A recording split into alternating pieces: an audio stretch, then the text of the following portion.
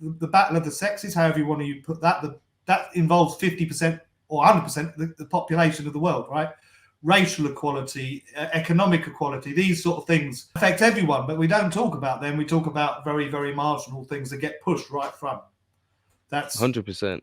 The next topic is Guy Fawkes. It's this is probably one of the biggest public engineerings of the time, isn't it? Well, this is Robert Cecil's, if you like, masterpiece, or you could say his downfall. This was a hell of a bit of work. What's interesting in terms of sort of the stories being interconnected is two members of the Essex Rebellion, Robert Catesby and Thomas Percy, ended up being the main plotters of the Gunpowder plot. And it's quite an interesting story as to why. Again, in my book, Architecture of Power, I mentioned this as a kind of a way of just demonstrating how holy British history is. There are a lot of stories we get told that do not stand up to scrutiny. Now, the scrutiny the Guy Fawkes story has been put under was in this book by a guy called Francis Edwards. Now, Francis Edwards was a Jesuit archivist. So he's a very religious man, Catholic, very studied. The Jesuits have got all kinds of techniques, I'm going to say, that they use, very sophisticated people, the Jesuits. And he was an archivist, so he went through their archive looking at the paperwork for that era, all the letters and all the different correspondence and records from that era. And what's clear from the handwritten letters of some of the Jesuits that were around at the time of the Guy Fawkes, the Gunpowder plot happened in 1605, the story we get is nonsense. And it's relatively easy to go through it. So all the Essex Rebellion people were caught, some were executed, some were let off scot-free, and somewhere in the middle were Thomas Percy and Robert Catesby, who were let off with a fine. But almost immediately after they were let out, they were released, they started running around very loudly trying to recruit disenfranchised, pissed off Catholics, people who weren't happy with the whole current political situation. They were saying that when James I came, because he hadn't yet taken the crown, this was in the run-up to, he took the crown in 1603, this would have been in 1602, say, he's going to come down here, he's going to squash us Catholics, he's anti-Catholic, he hates us. And they were just trying to, they went around certain areas that were known to be of Catholic-leaning areas and try and see who they could recruit. Now, the phrase I heard, which I thought was quite nice to describe this technique, was you use tame geese to attract wild ducks. So you've got these tame geese, these two guys, Catesby and Percy, going around, just shouting and causing a bit of a ruckus and just seeing who responds and how. And anyone who's sort of up for let's do something dramatically pro-Catholic, they go, all right, yeah, let's go. And they recruit on that basis. And they recruited especially around families, Catholic gentry, that lived around and were known to the Percy family, which is one of the oldest and most powerful families, the Dukes of Northumbria, who the Duke of Northumbria at that time was a dyed-in-the-wool Catholic and hated Robert Cecil. There was absolute no love lost between the two. So Robert Cecil's agents went around and recruited Catholics from families associated with his rival at court, the Duke of Northumbria, who's also named Percy. He recruited Thomas Percy, was a minor gentry kind of guy. He wasn't anything big, but having that name Percy was very helpful to Robert Cecil because he could associate, by implication, if there was a Percy going around recruiting Catholics to blow up King James, well, how would the biggest Percy of them all not be involved, right? It's sneakier than that because Thomas Percy, on the day of the Gunpowder plot was meant to happen, he went uninvited to visit the Duke of Northumbria, whose surname was also Percy, in his castle in Brentford, a place called Zion House. It's a beautiful place owned by the Earl of Northumbria right in the middle of West London. So Robert Cecil got Thomas Percy, recruited him, and used him as a way of implicating the Duke of Northumbria, who's his rival. They also went around and recruited loads of other people that they could find who were kind of probably going to cause trouble anyway, let's say. So you get them all under one roof. The other thing, and this is where Francis Edwards' side of the story comes in, the other thing that they, Catesby and Percy did was they confessed to absolutely everyone they could. So they find any Catholic priest, any Jesuit especially, and they say, look, I need to talk to you. And then they confess, we're going to blow up the House of Parliament, we're going to kill the king. this is where the documents come in, because these Jesuits who got confessed to were like, because we cannot, they swore an oath, they cannot break confession, right? So they can't tell anyone, and they're trapped. So the only thing they can do is confess to other members of their order. So they all do that. They all can't start telling each other. In the end, it ended up with a guy, I think he might have been the chief Jesuit. It was all very cloak and dagger being a Jesuit in England at the time. But a guy called Henry Garnet found out about what they were plotting, and they all knew it was mad. They all knew it wasn't going to work. And even if it did work, all it would do would bring fury down on the Catholics. As deeply, deeply, deeply pro-Catholic people, these Jesuits knew that this plot was bonkers. So Henry Garnet wrote a letter to Rome and basically arranged for the Pope to make a declaration saying it is illegal for any good Catholic to attack or harm their lawful king. Thereby, without naming any names, the Pope intervened to try and stop the Gunpowder plot. And again, that's all a matter of record. These things got written down. Obviously, Catesby and Percy ignore all that and crack on. So the sort of November the 5th thing with the whole Guy Fawkes. Guy Fawkes was a fairly minor member of the gang.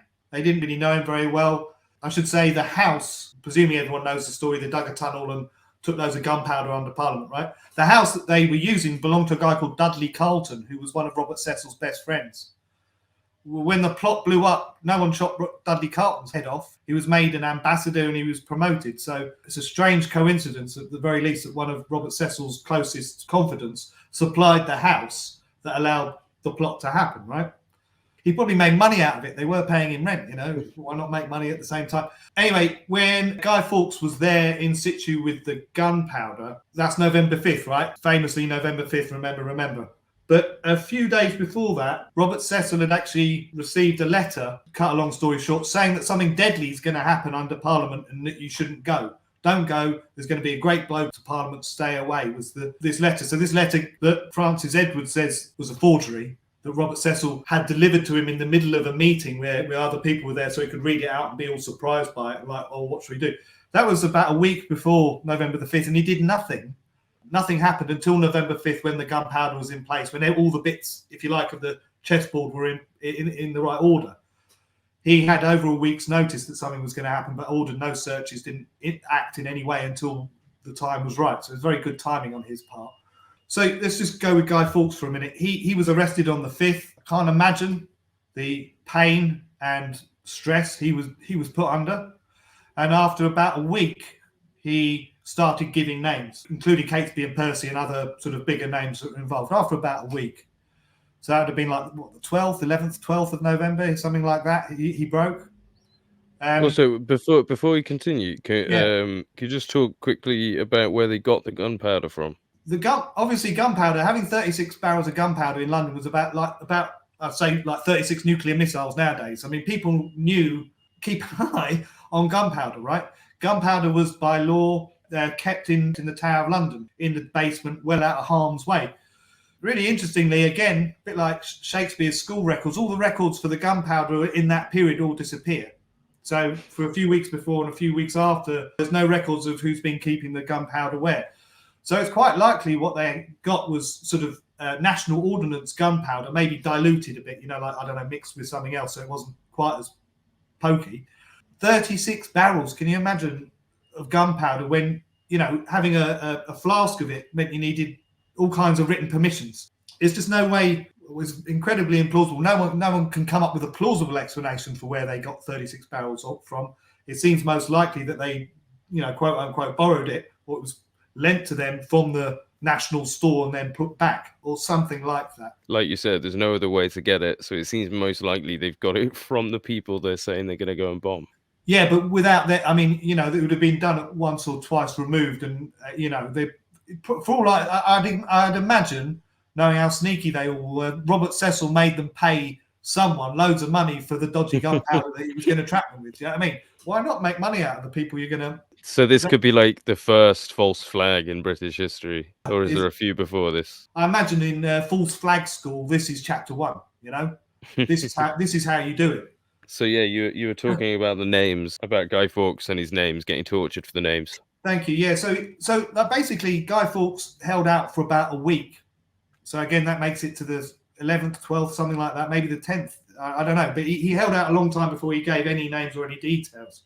What's remarkable is on the 8th of November, all the gunpowder plotters blew themselves up. On the 8th of November, the remaining plotters all agreed to meet at a place called Holbecker House, which is about 120 miles out of London in the northwest. And Thomas Percy suggested they all get together in a barn sort of thing and have a meeting and discuss what they were going to do. So he very kindly put out some benches and put out a barrel in the middle of this room.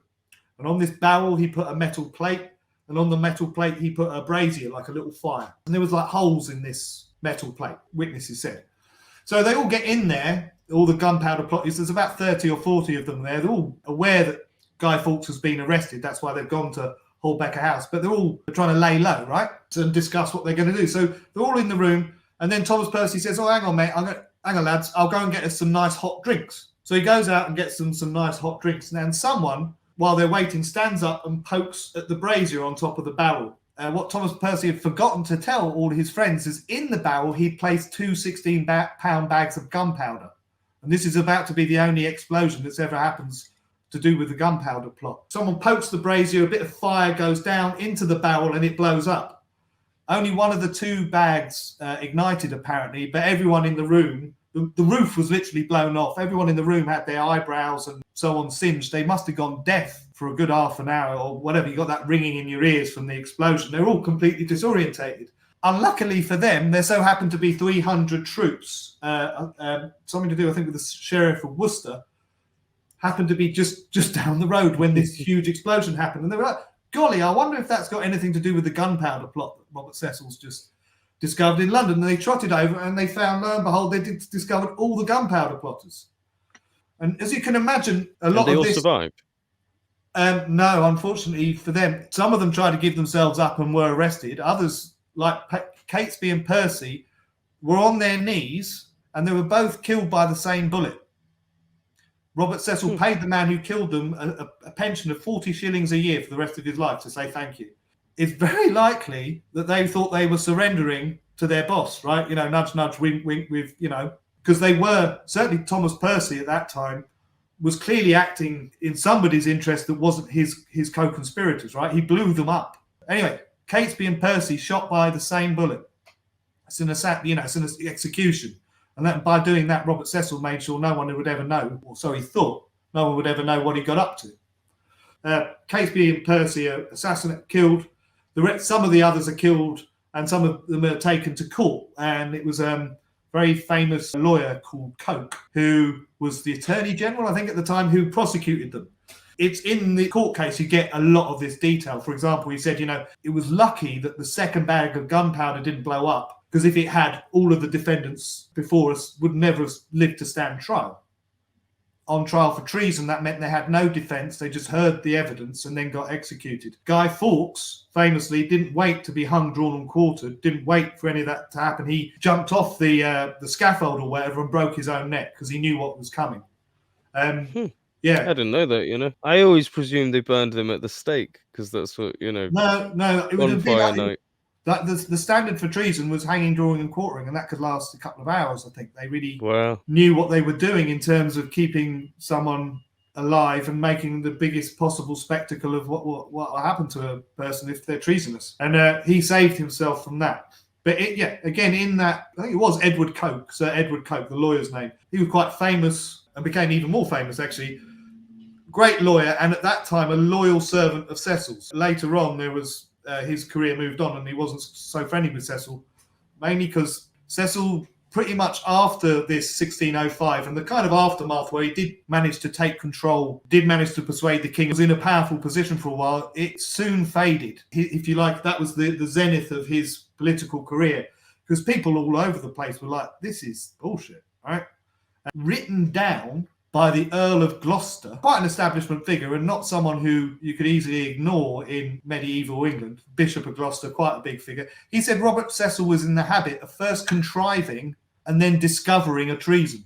And he said that on record. It's written down. You can read it today. So the guy's he's had a habit for it. I mean, the Bishop of Gloucester's outing you and you haven't managed to shut him up. Imagine who else is Yeah. who's noticed that these guys who were in your employ have suddenly done this crazy thing, and lo and behold, you look like Golden Bottom. Like, it was He's just just a snake, isn't he? it was too, I mean, it was very, very, I mean, you know, we still celebrate it. You won't hear this on the BBC. Robert Cecil, in certain terms, is still defining our understanding of ourselves today. This is the guy that the play that we were talking about before was about, this Robert Cecil bloke. The play, yeah, Richard II, yeah. The shit, yeah. So it's about this evil conniving man, and look, he goes and does some more evil conniving stuff. So that's right on brand, isn't it? You think I'm bad? Wait until you see this, right?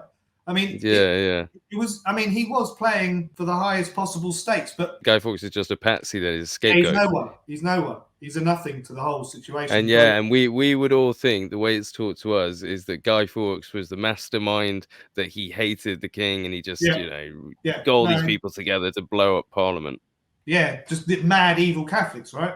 Robert Cecil did all that to try and influence James I, James Stuart. James Stuart came down, became the King of England. This is an area I know a lot about. James Stuart espoused the divine right form of kingship. His family, the Stuart family, were deeply connected to the French aristocracy, the Bourbons, which is just another way of saying the Medicis. But the Bourbon royal family, the Louis XIV, Louis XIII before that, height of their power, very, very, very influential family, and very much married into the Stuart family. James Stuart's mum was Mary Queen of Scots, grew up in France, and she actually changed the spelling of their name. Stuart, the royal family name, in England was Stuart. That's the French spelling of Stuart, because she didn't like the Scottish spelling, which is EW, Stewart. So they even changed their name to be more French, the Stuarts. They loved the French. So when James I came down to London and Robert Cecil had just did all his Guy Fawkes manoeuvres, James I had another source of intelligence, let's say, another power base, and that was the Bourbons and the French connection. It's very hard to say exactly what happened, but when Robert Cecil died, no one mourned him. And he died very, very young in 1612. So he was in his 40s. And he not young enough, it sounds like. Well, yeah, but and that was definitely how the Jesuits felt about it. So Henry Garnet, I should have said, the guy who wrote a letter arranging for the Pope to say, don't get involved in attacks on the king, guy who did absolutely everything he could to stop the Gunpowder plot, was arrested by Robert Cecil because he knew that Catesby and Percy had confessed to him, and he was hung, drawn and quartered. This Jesuit priest was tortured for hours and then put to death. And then, of course, because of this, he then had the power to go and get all the priests that had been confessed to, right, and start carting them off. Yeah, so anybody that had been told about Catesby and Percy had told everyone they could, and then all of those people got arrested by Cecil. They're not supposed to be allowed to share confessions, but they can share it with each other, correct? So they obviously were talking to each other.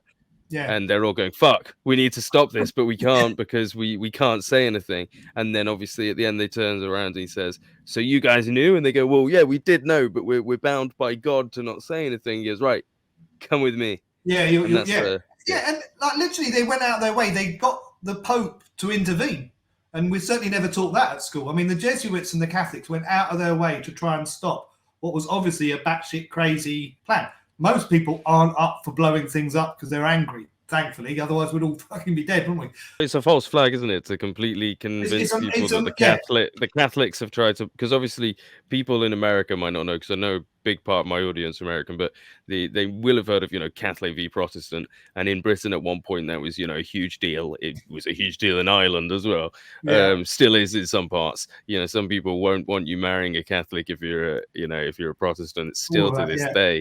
Yeah. Or even Church of England, they'll still, my granny can be a bit like, ooh, not a Catholic. And it's like, come on, chill, granny. Wow. But it just shows because it's so ingrained. But at a point, like you say, when political tensions are high and you've got this Protestant versus Catholic, this guy is capitalized on that and gone, right, I'm going to paint these Catholics as terrorists and turn the king against the Catholics, give me a remit to murder all these Catholics that knew about it. And confiscate their property. Because you can't be letting Catholics have all these big, rich Catholics need punishing. Take away their churches, exactly. Yes. And now you've also kind of solidified your rule, because if you've got control over the Church of England, the Protestant side of it, you've got no other voice. You've not got a Catholic voice anymore because you've got rid of it all. So Well, there's no counterpoint. You imagine the fervour, or the fervour that he whipped up with this plot meant that Protestants all over the place went and beat up their local Catholics. Right? People were victimised left, right, and centre, and he'd have been slow to try and stop people acting that way, at the very least. And it's just a despicable abuse of power. Well, for reasons that are very easy to understand, we don't get taught that this is what happened. We get taught the official false flag narrative, even though, 418 years later, this is the problem in England. And I mean, America, you say you have an audience in America, they don't have the same type of problems, but they don't have the same depth, because we've just got more of them. Do you know what I mean? We've got a longer history of being bullshitted by our Tory government. And I'd say the Tory thing in England also translates to the States, because there are lots of people in America who, after the War of Independence was lost, still preferred Britain, still preferred inequality, still preferred aristocracy. And if they could, they'd have turned America back into a monarchy as soon as they could. And they've been trying, some of them, ever since. The Tories exist on both sides of the Atlantic. It's an international bunch of cunts. And I was going to say, of course, when we were talking about James II, the one that was running around the fires, New York named after this evil tyrant, really, that Nutter. probably caused a lot of problems. But I mean, then again, they did kill his father, so maybe there's a bit of a you kind of understand his villain origin story, don't you? There is a plausible backstory. I don't know if it justifies burning down a whole town. I mean, James II. You kind of get it, don't you? Like, they killed his daddy. I forgive him his anger. Was it hurt people hurt people, don't they? And he was exactly. He was hurt. So he just needed a hug. Oh yeah. We should have just shipped him off to France with his dad, and it would have been no issue. They would have been like, "Should we go back to England?" His dad would be like, "No, it's fine." No. I mean, in some ways, I think they were quite gutted they had to come back to England, because having lived, the life of an aristocrat in France, being a king of England was pretty poor in comparison. Pretty rainy. The Stuarts, there were four of them: James I, Charles I, Charles II, James II. All four of those guys were disasters. All four of them. I mean, all just in their own ways.